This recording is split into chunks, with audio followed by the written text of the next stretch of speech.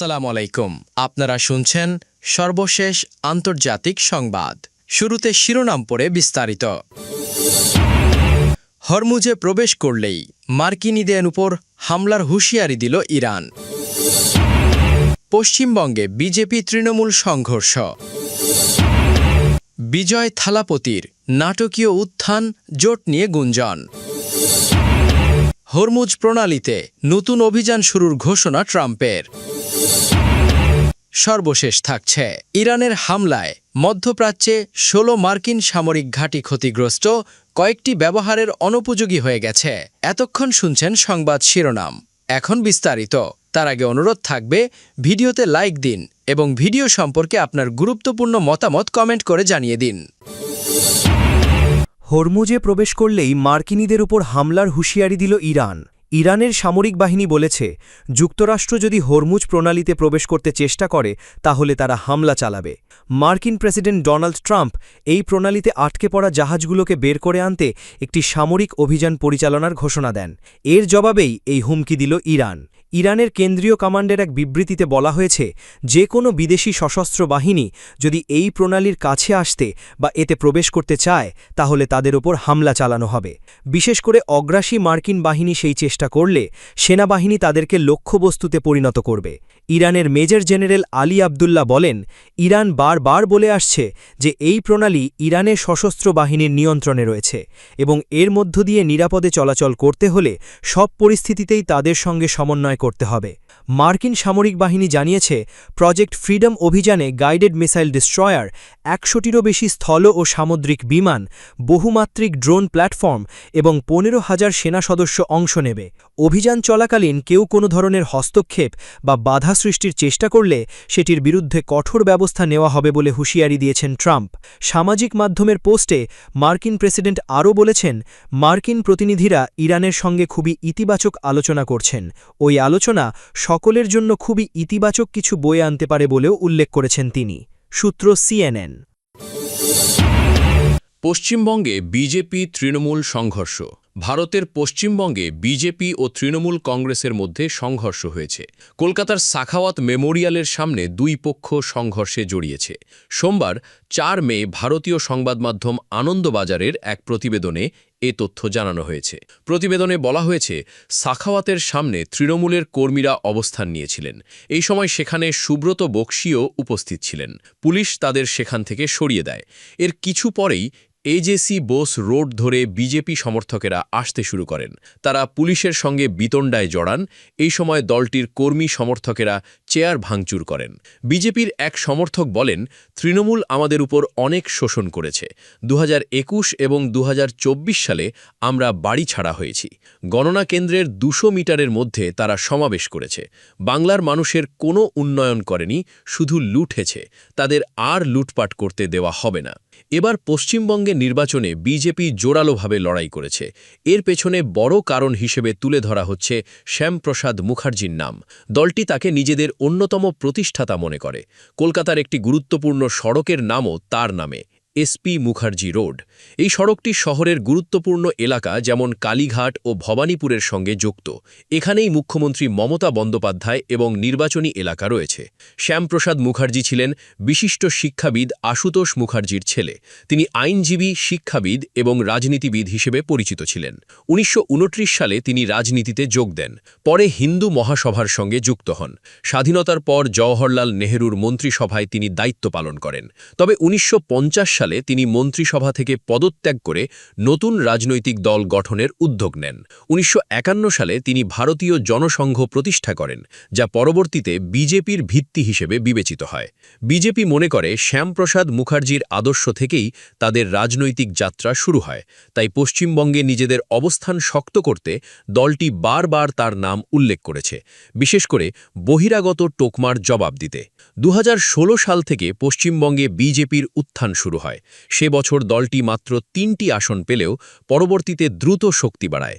২০২১ সালে তারা ৭৭টি আসন পায়, আর এবারের নির্বাচনে তারা সংখ্যাগরিষ্ঠতার সীমা পার করেছে।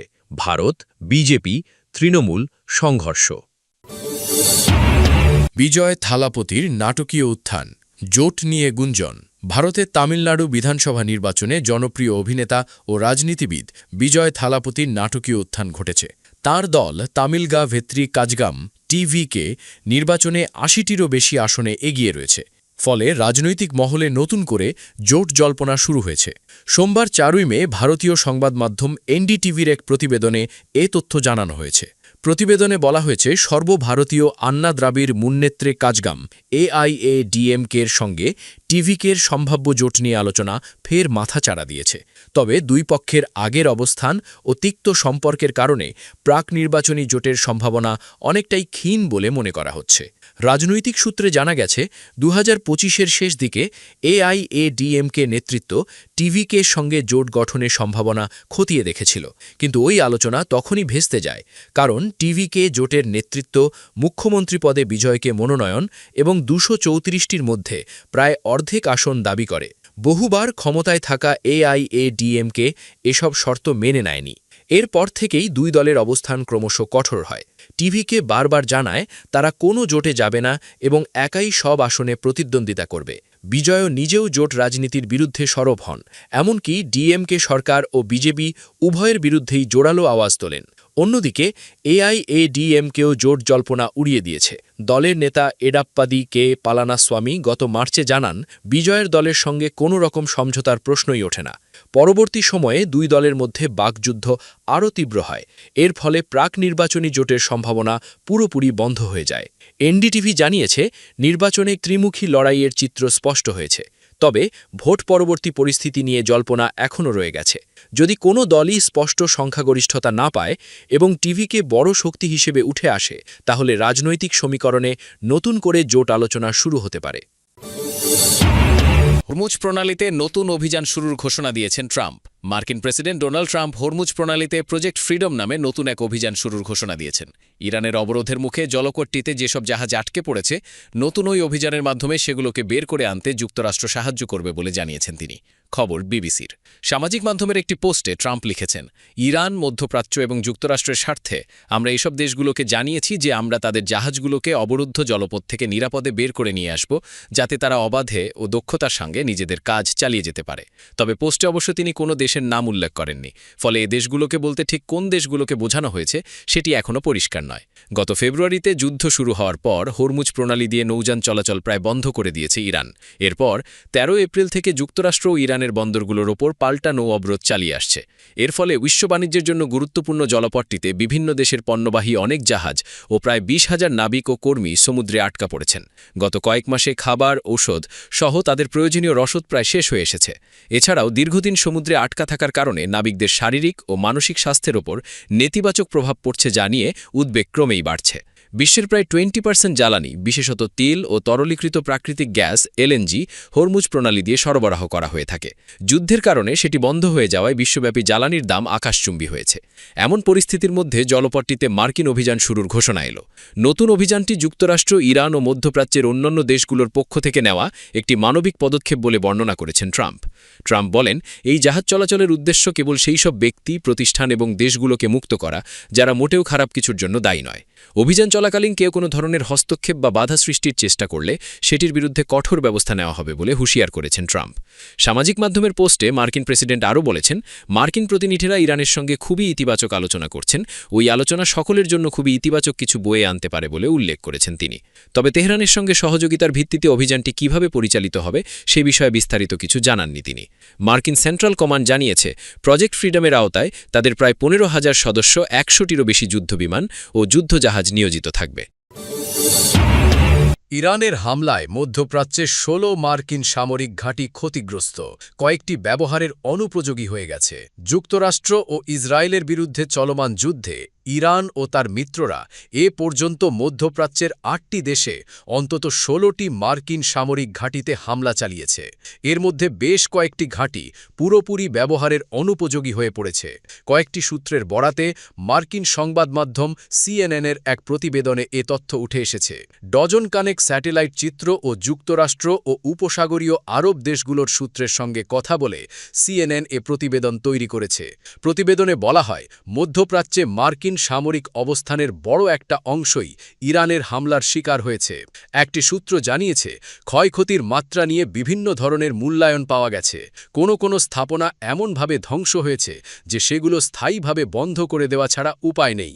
আবার কিছু ক্ষেত্রে কৌশলগত সুবিধার কথা বিবেচনা করে ক্ষতিগ্রস্ত স্থাপনাগুলো মেরামতের কথা ভাবছেন মার্কিন কর্মকর্তারা। স্যাটেলাইট চিত্রে দেখা গেছে, তেহরানের মূল লক্ষ্যবস্তু ছিল উন্নত রাডার ব্যবস্থা, যোগাযোগ ব্যবস্থা ও যুদ্ধবিমান। এসব সামরিক সরঞ্জামের বেশিরভাগই অত্যন্ত ব্যয়বহুল এবং এগুলো দ্রুত প্রতিস্থাপন করা বেশ কঠিন। সংশ্লিষ্ট একটি সূত্র বলছে, এটা লক্ষণীয় যে ইরান সুনির্দিষ্টভাবে সেসব স্থাপনাকেই লক্ষ্যবস্তু করেছে যেখানে হামলা চালালে যুক্তরাষ্ট্রের সবচেয়ে বেশি আর্থিক ক্ষতি হবে। যুক্তরাষ্ট্রের রাডার ব্যবস্থাগুলো এই অঞ্চলের সবচেয়ে দামি এবং সীমিত সম্পদ। গত বুধবার পেন্টাগনের নিয়ন্ত্রক জুলস জে হার্স্ট আইন প্রণেতাদের বলেছেন, ইরানের বিরুদ্ধে এই যুদ্ধে এখনও পর্যন্ত যুক্তরাষ্ট্রের প্রায় $2,500 কোটি খরচ হয়েছে। তবে সিএনএনকে একটি সূত্র জানিয়েছে, প্রকৃত খরচের পরিমাণ 4 থেকে 5,000 কোটি ডলার। বর্তমানে সাময়িক যুদ্ধবিরতি চললেও এ যুদ্ধ স্থায়ীভাবে বন্ধের প্রচেষ্টা অব্যাহত আছে।